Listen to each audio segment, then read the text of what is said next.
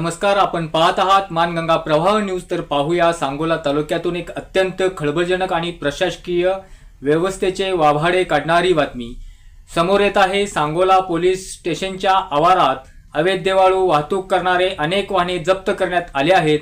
मात्र धक्कादायक बाब म्हणजे यातील बहुतांश गाड्यावर नंबर प्लेट नाही, चेसी नंबर नाही, ना आरटीओ पासिंग, ना कागदपत्रे। तरीही वाहने काही दिवसातच पुन्हा रस्त्यावर सुसाट धावताना दिसतात।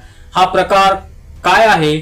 आरटीओ आणि पोलिसांचे साटेलोटे आहे का, की केवळ आर्थिक देवाणघेवाणीतून हा खेळ सुरू आहे? पाहूया यावरील आमचा हा विशेष ग्राउंड रिपोर्ट। सांगोला तालुक्यातील हा प्रकार अतिशय गंभीर असून वर कमाईच्या नादात कायद्याचा धाक पूर्णपणे संपल्याचे चित्र आहे।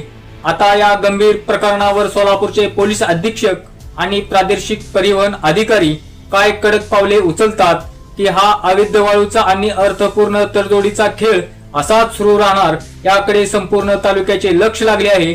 अशाच नवीन बातम्या पाहत रहा आपल्या हक्काचे न्यूज चॅनल मानगंगा प्रवाहवर। नमस्कार।